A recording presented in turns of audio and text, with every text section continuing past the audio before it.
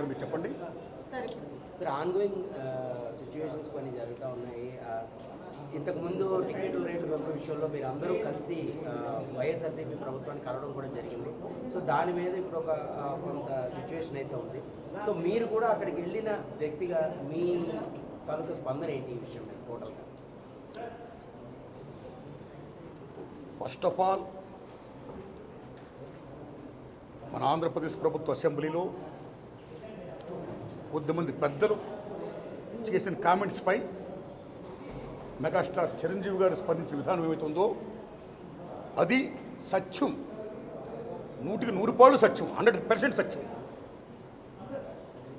అప్పుడు వైఎస్ జగన్మోహన్ రెడ్డి గారి హయాంలో ఆయన సీఎంగా ఉన్నప్పుడు, పేరు నాని గారు సినిమాటోగ్రఫీ మంత్రిగా ఉన్నప్పుడు ఇండస్ట్రీ నుంచి చిరంజీవి గారితో పాటు చాలామందిని వారు ఆహ్వానించడంలో నేను కూడా ఒకరిని.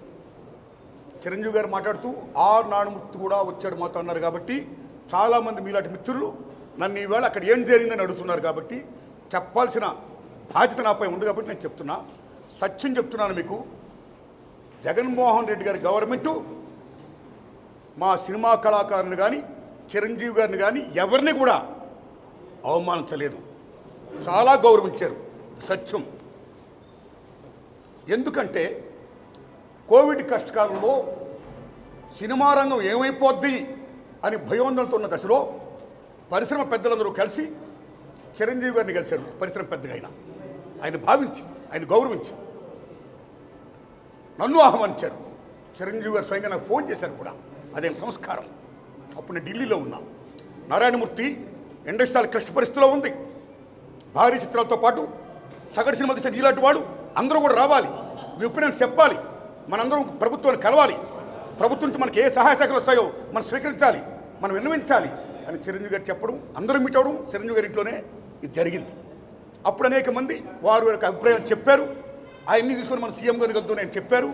వారు సీఎం గారితో మాట్లాడారు స్వయంగా.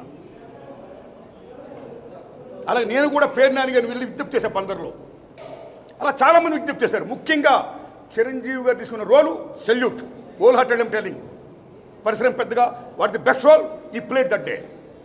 ఆయన ఎవరు అవమానించాల, చాలా గౌరవించారు. మమ్మల్ని ఎవరు అవమానించాల, చాలా గౌరవించారు. మేమందరం అక్కడికి వెళ్ళాం, సమస్యలను చెప్పాం. సీఎం జగన్మోహన్ రెడ్డి గారు సానుకూలంగా స్పందించారు. పేరు నాని గారితో మాట్లాడి ఏం కావాలో మొత్తం తీసుకోండి అన్నీ మనం చేద్దాం అని కూడా చెప్పారు. ఇది జరిగిన సత్యం అండి, ఇది జరిగిన సత్యం. ఓకే, ఆ సమస్యలు ఇంకా ఉన్నాయి, స్టిల్ ఇట్స్ గోయింగ్ ఆన్. ఆయన ప్రభుత్వం ఇప్పుడు లేదు, ఇప్పుడు మన చంద్రబాబు నాయుడు గారి గవర్నమెంట్ వచ్చింది. కాబట్టి ఈ గవర్నమెంట్లో ఆనాడు అకాడమిక్ ప్రియాంబుల్, గత గవర్నమెంట్లో ఏ ప్రియాంబుల్ ఉందో, ఏ ప్రజలకి ఏ సమస్యలు ఉన్నాయో, ఏ ఇండస్ట్రీకి, సినిమా ఇండస్ట్రీ, ఎనీథింగ్ ఎల్స్, వాళ్ళకి ఏ సమస్యలు ఉన్నాయో అకాడమిక్ ప్రియాంబుల్ గత ప్రభుత్వంలో ప్రజలు విన్నవించుకున్న విన్నపాలు ఏమైతే ఉన్నాయో ఆ విన్నపాలని ఇప్పుడు, ఆ సమస్యలు ఇప్పుడున్న ప్రభుత్వం చంద్రబాబు నాయుడు హయాంలో నెరవేర్చాలని, దానికి సినిమాటోగ్రఫీ మంత్రి గారు దుర్గేష్ గారు సహకరించాలని, మన తెలుగు ఇండస్ట్రీ నుంచి వెళ్ళి ఇవాళ డిప్యూటీ సీఎంగా ఉన్న పవన్ కళ్యాణ్ గారు చొరవ తీసుకోవాలని నేను విజ్ఞప్తి చేస్తూ మా సమస్యల్ని, మన పరిశ్రమ సమస్యల్ని క్లియర్ చేయాల్సిందిగా మనస్ఫూర్తిగా వారిని కోరుకుంటున్నా. Thanks a lot. Sir, Balakrishna గారు ఎవడు అడగలేదు అని చెప్పడం అనేది వారు తెలిసింది వారు చెప్పారు. అది కరెక్ట్ కాదు. చిరంజీవి గారితో పాటు మేము చాలామంది వెళ్ళాం, అది అందరికీ తెలుసు.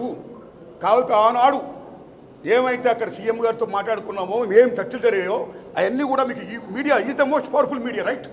మీడియాలో చూడండి మీరు ఏముంది జరిగిందో, దట్ ఈస్ సత్యం, అది చూడండి. సో బాలకృష్ణ గారు తెలిసి ఉండొచ్చు, తెలియపోవచ్చు అని చెప్పారు.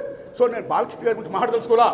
కానీ చాలామంది మాత్రం అప్పుడు వైఎస్ జగన్మోహన్ రెడ్డి గారి ప్రభుత్వం చిరంజీవి గారిని, సినిమా కళాకారుని అవమానించింది అనే అపప్రద ఏమవుతుందో అది చాలా తప్పండి. అలా కామెంట్ చేయకూడదండి. Nobody have no right to assassinate other characters. సత్యం ఇంపార్టెంట్, ట్రూత్ ఇస్ ఇంపార్టెంట్. ఆ ట్రూత్ అప్పుడు ఏ కెమెరా అయితే షూట్ చేసావో అది చూడండి, అది తెలుసుకోండి, జనాన్ని చెప్పండి. That's all. సినిమా టికెట్లు పదే పెంచడం రేట్లు ఎంతవరకు కనిపిస్తాయి? ఎస్, సిన్స్ బిగినింగ్ పరిశ్రమలో ఒక సగటు నిర్మాతగా, దర్శకుడిగా, నటుడిగా అన్నిటిని మించి ఒక ప్రేక్షకుడిగా మొదటి నుంచి నేను కానీ చాలామంది ప్రదక్షామం కూడా అనేక మంది సినిమా టికెట్ల రేట్లు పెంచొద్దు పెంచొద్దు పెంచొద్దు, సామాన్య ప్రజలపై భారం మోయొద్దు మోపొద్దు అని ఎంతోమంది విజ్ఞప్తి చేస్తాం, చాలామంది విజ్ఞప్తి చేస్తారు, కొంతమంది కోర్టు కూడా వెళ్తున్నారు. భారతదేశంలో సామాన్యుడు కూడా వినోదం మంచిది కేవలం సినిమా. మహాతల్లి సినిమా, సామాన్యుడు కూడా వినోదం మంచిది. అలాంటి వినోదాన్ని కాస్ట్యూమైజ్ చేయొద్దు అని మేము అందరూ విజ్ఞప్తి చేస్తాం, చాలామంది విజ్ఞప్తి చేస్తారు, కోర్టు కూడా వెళ్తున్నారు. ఆ రోజుల్లో కేసీఆర్ గారు సీఎం గారు ఉన్నప్పుడు టికెట్ రేటు పెంచిపోతుంటే మాలాటోళ్ళందరూ విజ్ఞప్తి చేశాం. మా విజ్ఞప్తిని మన్నించి కేసీఆర్ గారు అప్పుడు టికెట్ రేటు పెంచలా. కానీ తర్వాత అదే గవర్నమెంట్లో కొద్దిమంది వెళ్ళి ప్రొడక్షన్ కాస్ట్ ఎక్కువైపోతుందండి, టికెట్ రేట్స్ కన్నా పెంచకపోతే మేము కోరుకోవడం కష్టం అని కొన్ని విజ్ఞప్తి చేయడం వల్ల మళ్ళీ అగైన్ టికెట్ రేట్లు పెంచారు. అప్పుడున్న గవర్నమెంట్ కూడా పెంచారు. తర్వాత ఇప్పుడు రేవంత్ రెడ్డి గారి గవర్నమెంట్ వచ్చింది. రేవంత్ రెడ్డి గారి గవర్నమెంట్ వచ్చిన తర్వాత అగైన్ ఈ టికెట్ రేట్ పెంచడం అనేది స్టిల్ గోయింగ్ ఆన్. ఇది కరెక్ట్ కాదు. ఎందుకంటే టిక్కెట్ల రేట్లు పెంచేది కేవలం హీరో అభిమానుల కోసం, ఆ ఒత్తిడిని తట్టుకోలేక ఒత్తిడిని తగ్గించడం కోసం, కాస్ట్ని పెంచుకోవడం కోసం, కానీ రీకాల్కులేట్ చేసుకోవడం కోసం పెంచుతూనే ఉంటున్నారు. హీరో అభిమానులు కూడా తల్లిదండ్రులు ఉంటారు, హీరో అభిమానులు కూడా పేదవాళ్ళు ఉంటారు. ఒక్కొక్క టికెట్ 1000 రూపాయలు అయితే ఎలా కొంటారు టికెట్లు? ఎక్కడ అప్పుసప్పులు చేస్తారు? ఏమేమిపోతాడు ప్రేక్షకుడు? ఎంత భారం మోపుతున్నారు? అది కరెక్ట్ కాదు. ఈవేళ మళ్ళీ చెప్తున్నాను మిత్రులారా, మీరు నమ్మండి, మన తెలుగు చలనచిత్ర పరిశ్రమలో ఫస్ట్ లవ్ కుష్ తీశారు. That is the biggest hit in India in Telugu. ఆ సినిమాకి 5 years పట్టింది శంకర్ రెడ్డి గారి నిర్మాతానికి. నేను 5 years తీశాను, ఎన్నో కోట్లు అప్పు చేశాను, ఖర్చు పెట్టాను, నా సినిమా రిలీజ్ చేస్తున్నాను, టికెట్లు పెంచండి అని ఏనాడు ఆయన ప్రభుత్వం అడగలా శంకర్ రెడ్డి గారు. అదే లవ్ కుష్ సూపర్ డూపర్ హిట్ అయింది. మీరు నమ్మండి, 5-6 సంవత్సరాలు కంటిన్యూ ఆడింది. పళ్ళతో లాభాలు వచ్చాయి in Telugu. Lav Kush, take Hindi, Mughal-e-Azam, Sholay. Mughal-e-Azam Asif గారు తీశారు, 9 ఏళ్ళు పట్టింది. బోలెని కోట్లు ఖర్చు పెట్టాడైనా. నాకు 9 ఏళ్ళు పట్టింది, చాలా కోట్లు ఖర్చు పెట్టాను, నా సినిమా రిలీజ్ చేస్తున్నాను, నాకు టికెట్లను పెంచండి అని ఆసిఫ్ గారు ఏనాడు కూడా ప్రభుత్వం అడగలా. ఆ సినిమా సూపర్ డూపర్ హిట్ అయింది. ట్రక్కులో లాభాలు వచ్చాయి in Hindi. Take Sholay, GP SIP గారి సినిమా ది గ్రేటెస్ట్ హిట్. ఇన్ని కోట్లు పెట్టాం, టికెట్ పెంచండి అని జీపీ సిప్ గారు అడగలా. ట్రక్కులో లాభాలు వచ్చాయి, సినిమా బ్రహ్మాండం డబ్బులు వస్తాయి. That's all.